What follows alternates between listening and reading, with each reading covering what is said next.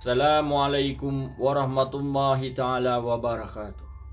Saya penglipur lara Anda.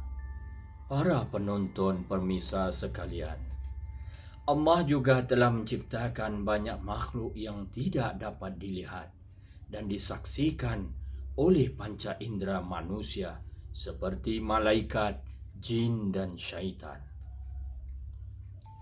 Ketiga-tiga makhluk ini mempunyai karakter berbeza di antara satu sama lain. Malaikat adalah makhluk Allah yang diciptakan daripada cahaya, memiliki sifat atau watak yang tetap, yaitu sentiasa taat dan patuh melaksanakan segala apa yang diperintahkan oleh Allah. Oleh kerana itu, malaikat akan sentiasa memberi ilham dan petunjuk kepada manusia agar sentiasa taat dan patuh kepada Allah. Syaitan pula adalah makhluk Allah yang ciptakan daripada api. Pada hakikatnya, dia adalah musuh Allah yang selalu menggoda dan mendorong manusia supaya ingkar dan melakukan maksiat yang dilarang Allah. Malah, dia membisikkan dalam jiwa manusia agar tidak percayakan Allah, di samping mendorong mereka untuk melakukan berbagai-bagai kejahatan dan kezaliman di atas muka bumi ini. Sebaliknya, jin pula adalah makhluk yang Allah ciptakan daripada api juga, tetapi memiliki karakter yang sama dengan manusia. Dengan lain perkataan, di kalangan jin tersebut ada yang ingkar dan kufur kepada Allah, dan ada pula sebahagian jin yang taat dan beriman kepada Allah. Makhluk jin ini pada hakikatnya tidak dapat mempengaruhi manusia kerana mereka sendiri juga mendapat godaan dan bisikan syaitan sama seperti manusia. Oleh sebab itulah di kalangan jin itu ada yang beriman dan ada juga yang kafir. Demikianlah antara pengertian perkara gaib yang wajib diimani oleh setiap muslim yang mukallaf. Perlu diinsafi bahawa matlamat utama kepercayaan terhadap perkara gaib ialah untuk menguji keimanan setiap muslim ke hadrat ilahi. Malah, kesemua rukun iman yang wajib menjadi pegangan setiap muslim pun berasaskan kepada perkara gaib. Juga bermula daripada beriman kepada Allah, hinggalah kepada beriman terhadap qada dan qadar Allah.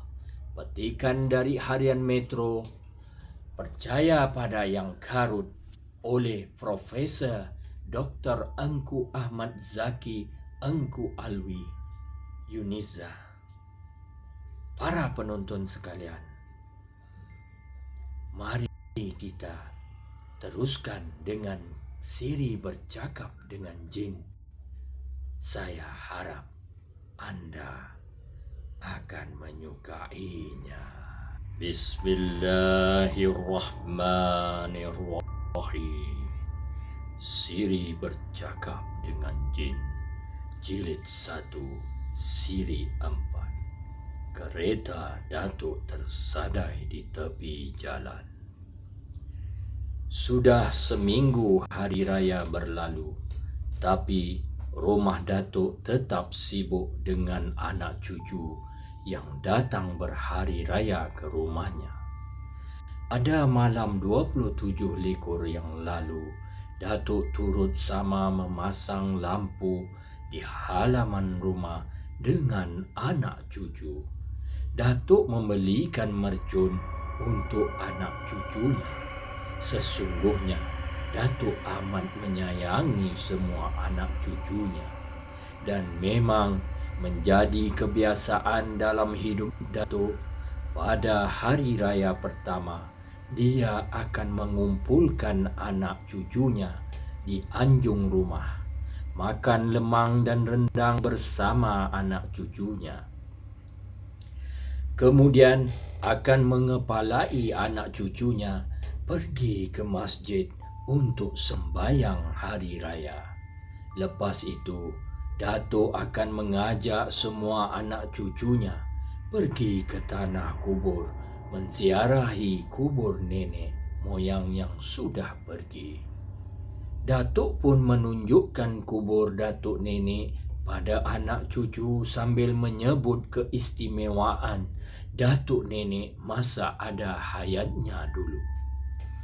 Dalam suasana yang sibuk itu, tiba-tiba Datuk menghilangkan diri. Tidak ada siapa yang tahu ke mana Datuk pergi bila salah seorang cucu mengesyorkan supaya kehilangan Datuk itu dilaporkan pada pihak polis. Nenek dengan tenang bersuara, "Usah bimbang, dia akan balik dalam sehari dua ini. Dia berhari raya ke rumah yang lagi satu." Jawapan nenek itu menghilangkan keraguan anak cucu. Nenek pun menceritakan pada anak cucunya, sepanjang bulan puasa yang lalu, Datuk tidak pergi turun memburu. Dia banyak menghabiskan masanya di kampung orang Bunian bersama isteri barunya. Setiap kali Datuk pulang, dia membawa buah tangan untuk nenek yang dibekalkan oleh orang Bunian. Sebagai isteri yang setia, nenek tidak pernah bertanya tentang isteri muda Datuk. Nenek tahu kalau ditanya dan disoal jawab nanti, Datuk naik darah. Akibatnya akan berlaku pertengkaran. Kalau sudah bertengkar nanti, mudah masam muka. Kalau ini terjadi, tentulah tidak elok. Malu pada anak menantu dan cucu cicit. Demi menjaga kerukunan rumah tangga dan anak menantu, ada baiknya perkara itu dibiarkan. Itulah pendapat nenek. Dia merasa bersyukur pada Tuhan.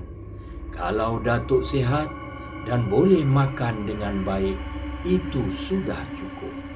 Bagi nenek, kalau dia kasihkan Datuk sepenuh hati pun tidak ada gunanya.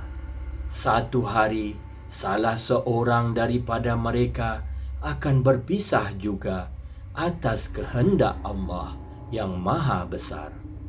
Barangkali esok atau lusa dia akan meninggalkan Datuk bila nyawa miliknya diambil oleh Tuhan. Begitu juga dengan Datuk.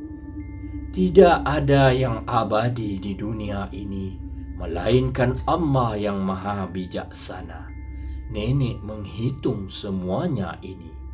Kerana itu, dia tetap bersikap tenang dan senang ke atas apa yang terjadi pada diri Datuk. Akhirnya, anak cucu Datuk yang berkumpul di rumah terpaksa meninggalkan rumah Datuk kerana urusan diri masing-masing. Ada yang sudah bekerja sendiri dan tidak kurang pula yang makan gaji. Kereta yang bersusun di depan rumah Datuk, sebuah demi sebuah, meninggalkan halaman rumah Datuk, pulang ke tempat masing-masing. Nenek berpeluk-peluk dengan anak cucu sambil mendoakan keselamatan mereka semasa dalam perjalanan. Nenek berharap pada hari raya tahun depan, anak cucu akan kembali ke kampung. Cuma yang nenek terkilan hanya satu sahaja, iaitu semasa kereta anak cucunya bergerak, Datuk tidak dapat melambaikan tangan. Datuk tidak dapat memeluk anak cucu dengan penuh mesra. Mengingatkan ini semua, nenek jadi sayu. Perasaannya cukup hibah. "Sampaikan salam pada Datuk," kata Ahmad Zaki, cucu Datuk yang ke-12. Matanya merenung muka nenek. "Boleh, jangan bimbang." Nenek memberikan pengakuan. Ahmad Zaki yang lewat sekali meninggalkan rumah Datuk. Dia bertugas sebagai guru, mengajar di sekolah menengah Dr. Burhanuddin di Taiping. Bila semua anak cucu sudah pergi, nenek kembali dengan kerjanya, membelah pokok sirih di belakang rumah, melihat ayam yang bertelur di reban, serta memetik kacang panjang. Kalau diikutkan kata hati, nenek mahu sahaja mengikut salah seorang dari anak cucunya, duduk sama mereka. Tidak guna kalau duduk di rumah sendiri, sedangkan suami selalu sahaja meninggalkannya. Bila nenek mengkaji semula hal ini, dengan sedalam-dalamnya, dia tidak rela meninggalkan Datuk. Dia mengira semua yang terjadi atas dirinya adalah atas kehendak Tuhan yang Maha Besar. Sudah 3 jam anak cucunya pergi, tapi telinga nenek masih dapat mendengar suara anak cucu. Bagaikan terbayang tingkah laku anak cucu di depan matanya. Nenek tidak tahu pukul berapa anak cucunya pergi meninggalkannya. Yang pasti, anak cucunya pergi matahari baru naik segala. Tapi sekarang, matahari sudah pun berada di puncak kepala. Nenek masuk ke dalam rumah. Sebaik sahaja dia membasuh dan memotong kacang panjang, dia terdengar bunyi suara kereta masuk. Nenek menerpa ke muka pintu. Dia melihat Muhammad Hakim keluar dari kereta. "Kenapa? Ada barang tinggal?" tanya nenek. Tak ada apa, Nek. Kereta Ramlah berlanggar dekat Pekan Pusing." Nenek diam. Dia tahu cucunya itu dalam perjalanan pulang ke Johor Bahru. Ramlah bertugas sebagai pegawai kastam. "Apa yang mesti kita buat?" nenek menyoal. Muhammad Hakim suruh nenek masuk ke dalam keretanya untuk pergi ke Hospital Batu Gajah. Pada jiran sebelah telah ditinggalkan pesan, bila Datuk balik, suruh dia pergi ke Hospital Batu Gajah. Jiran yang baik hati itu berjanji bahawa mahu menyampaikan amanat itu. Bagaikan digerakkan oleh sesuatu, Datuk yang sudah lama tinggal dengan isteri mudanya di Kampung Bunian teringat mahu balik. Isteri mudanya tidak menahan. Datuk pun balik. Datuk sampai ke rumah waktu maghrib. Dia tidak bertanya pada jiran tentang nenek yang tidak ada di rumah. Selepas sembahyang, seorang jiran datang menemuinya dan menyampaikan berita yang dipesan. Datuk menerima pesanan itu dengan tenang. "Terima kasih. Aku ingat lepas sembahyang Isyak, aku nak pergi," kata Datuk pada jiran yang menyampaikan pesan. Apa yang dicakapkan oleh Datuk dikotakannya. Lepas sembahyang Isyak, Datuk pun menghidupkan enjin keretanya. Kemudian, Datuk matikan enjin kereta itu. Datuk buka bonet kereta untuk memastikan dia membawa barang keperluan. Kalau tayar keretanya bocor, Di tengah jalan, Datuk periksa enjin kereta. Dia yakin dengan keadaan keretanya cukup baik dan selamat untuk perjalanan jauh.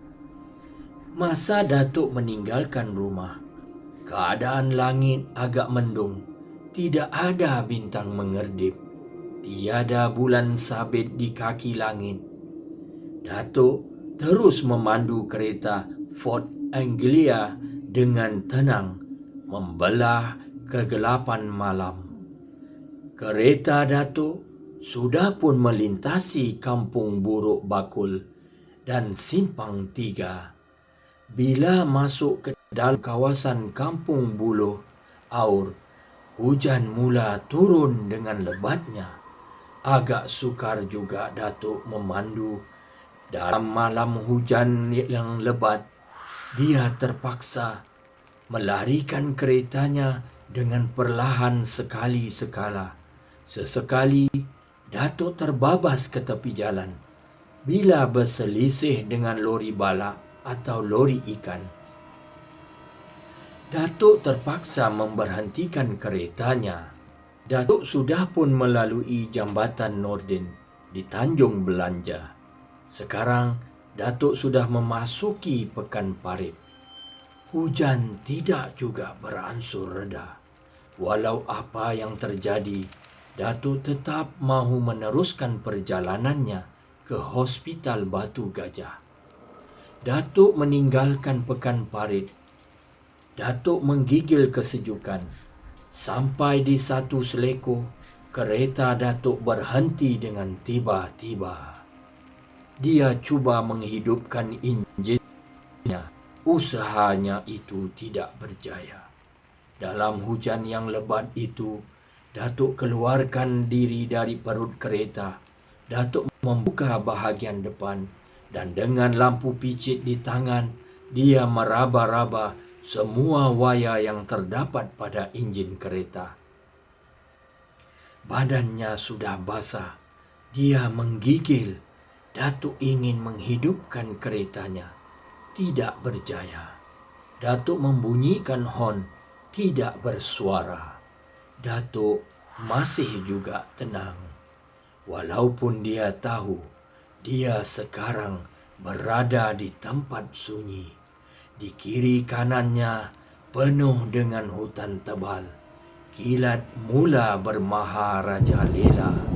Dari cahaya kilat itu, Datuk dapat memastikan bahawa dirinya berada tidak jauh dari Bukit Berapit. Setiap kali cahaya kilat memancar, dia dapat melihat Bukit Berapit yang tertegun berdiri di kiri kanan jalan. Hujan terus turun. Jalan raya sudah penuh dengan air melimpah-limpah. Datuk melihat jam di tangan. Sudah hampir pukul 12 malam. Tidak ada sebuah kereta yang melintas di situ. Datuk tetap menggigil dalam perut kereta Ford Anglia. Tiba-tiba, Datuk melihat ada cahaya api dari sebelah kanan jalan. Dia memastikan cahaya lampu itu datangnya dari sebuah rumah. Datuk ambil golok, lalu diselitkan ke pinggangnya. Kemudian, dia memutuskan untuk pergi ke rumah yang ada cahaya lampu itu. Datuk mengunci semua pintu kereta. Datuk menyeberang jalan dalam hujan yang begitu lebat. Datuk masuk ke dalam satu lorong menuju ke rumah tersebut. Sampai sahaja di kawasan rumah itu, kilat pun memancar. Datuk dapat melihat rumah itu. Ialah sebuah rumah batu bertingkat 2. Di halamannya penuh dengan pokok-pokok bunga yang sudah basah dengan air hujan. Datuk masuk ke bawah rumah, lalu mengetuk pintu berulang-ulang kali. Tidak ada jawapan. Datuk ketuk lagi. Pintu pun terkuak. Seorang perempuan muda berdiri sambil di tangannya tertatang sebuah pelita minyak tanah. "Saya mahu tumpang berteduh," kata Datuk. "Begitu, masuklah ke dalam." "Tak payah, biarlah di luar sahaja." "Jangan begitu, masuklah." Pelawa perempuan itu mendesak juga Datuk supaya masuk ke dalam rumah. Akhirnya Datuk masuk. Dia disuruh duduk di ruang tamu. Perempuan yang baik hati itu memberikan Datuk kain pelekat dan baju Melayu. Datuk terus memakainya. Perempuan itu juga memberikan Datuk secawan kopi panas. Habis dihirupnya, Datuk terasa badannya cukup segar. "Tinggal seorang saja?" tanya Datuk. Perempuan muda yang berambut panjang itu tersenyum. Lampu minyak tanah terlintuk liuk ke kiri dan kanan, ditiup angin malam. "Emak dan ayah saya pergi ke Bagan Serai, tengok orang sakit." "Suami?" "Saya belum bersuami. Dulu bertunang dengan askar, tapi tunang saya mati ditembak komunis di Sungai Siput." "Kalau begitu, tidak manis saya berada di rumah anak dara malam-malam begini." "Apa salahnya? Kita tidak berbuat jahat. Awak datang dengan kereta awak rosak, dan saya berkewajipan menolongnya. Masa ini masa awak. Nanti ada masanya saya memerlukan pertolongan dari awak." "Awak perempuan yang baik hati. Usahlah terlalu memuji tingkah perempuan muda." Di luar rumah, hujan terus menggila. Petir dan kilat juga menunjukkan gagah. Angin yang bertiup kencang menghasilkan bunyi suara daun yang berlaga sama sendiri. Sesekali terdengar bunyi dahan pokok yang sekah. Datuk terdengar bunyi lolongan anjing sayup-sayup di luar bersama bunyi suara kucing berkelahi. Dari arah dapur, Datuk terdengar bunyi pinggan dan piring berlaga. Serentak dengan itu pula, Datuk terdengar bunyi suara perempuan mengilai.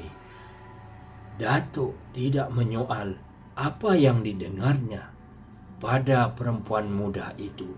Dia tetap tenang. Tentulah tidak wajar sekali bertemu di rumah orang yang baik budi, bahasa, mahu menyoal hal peribadi. Itu biadab namanya. Datuk tidak mahu perempuan muda itu menuduh dia biadab. Malam itu, perempuan muda yang cantik, berbibir nipis, berdahi luas, memberitahu Datuk bahawa dia dan orang tuanya berasal dari Pulau Pinang dan berbangsa Cina. Masa zaman pemerintahan Jepun, mereka tinggal di Batu Gajah, dan mereka sekeluarga terus memeluk agama Islam. Bila Jepun kalah, mereka pindah ke Seputih dan membeli rumah dan tanah yang mereka duduki sekarang ini. Dengan penjelasan itu, Datuk senang hati. Kemudian perempuan muda itu memberikan Datuk sebuah bilik yang lengkap dengan katil dan meja serta almari. "Bilik untuk awak tidur di sini," ujar perempuan muda itu. Datuk melihat sebatang lilin yang dimamah api tersedia di atas meja. "Usah bimbang, esok saya suruh orang baiki kereta awak," tambah perempuan cantik itu. "Kereta awak dan awak selamat di sini." "Terima kasih." perempuan muda itu merapatkan daun pintu bilik. Datuk terdengar perempuan muda itu mengunci bilik dari luar. Datuk tersenyum dan terfikir bahawa perempuan muda itu berbuat begitu adalah untuk kebaikan dirinya. Dia bimbang Datuk akan keluar mencarinya di tengah malam lalu merogolnya. Datuk menggelengkan kepala. "Aku tidak sejahat itu," kata Datuk dalam hati. Dia rebahkan badan atas katil. Bila Datuk mahu merapatkan kedua belah kelopak matanya, dia terdengar bermacam-macam bunyi di luar. Ada bunyi orang berjalan, ada suara orang menangis. Datuk tidak menghiraukannya. Barangkali itu cuma perasaannya sahaja. Akhirnya Datuk terlelap. Dia bermimpi ada orang berkepala anjing datang padanya lalu mahu membaham pangkal pahanya. Datuk melawan dengan sekuat hati. Dalam perlawanan itu, Datuk tewas pada orang berkepala anjing itu. Orang berkepala anjing itu terus mengoyakkan daging paha Datuk. Darah bertaburan dalam bilik. Datuk menjerit "Ah!" dengan sekuat hati. Datuk pun terjaga. Datuk terkejut kerana hari sudah cerah. Matahari mula bersinar dan masuk ke dalam ruang bilik. Datuk mengerutkan dahi kerana dia mendapati dirinya cuma tidur di atas simen di sebuah bilik yang kotor dan buruk. Tidak ada katil, tidak ada meja. Cuma yang ada hanya tunggul kayu dan batang pisang. Datuk keluar. Datuk menarik napas panjang. Rumah yang malam tadi indah ternyata sebuah rumah buruk yang hanya menanti masa untuk rebah ke bumi. Di halaman rumah penuh dengan hutan keduduk, serunai, laut, pemandangan sekitar rumah itu amat menyeramkan. Datuk mencari perempuan muda yang melayannya semalam. Tidak nampak batang hidung. Datuk pergi ke ruang tengah.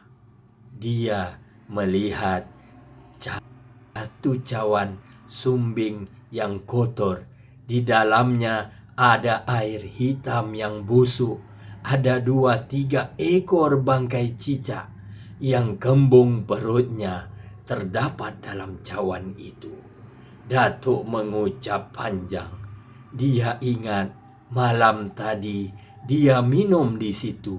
Dia yakin air itu sudah masuk ke dalam perutnya.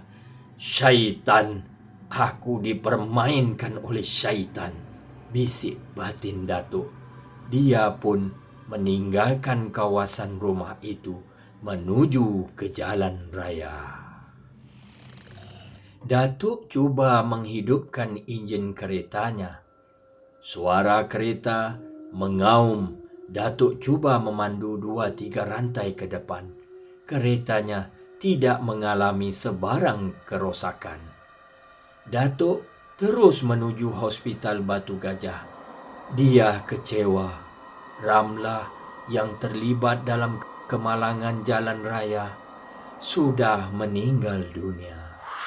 Jenazahnya telah dibawa ke kampung malam itu juga. Datuk menceritakan kisah yang dialaminya pada seorang pekerja di Hospital Batu Gajah. "Begini pakcik, rumah tu rumah tinggal.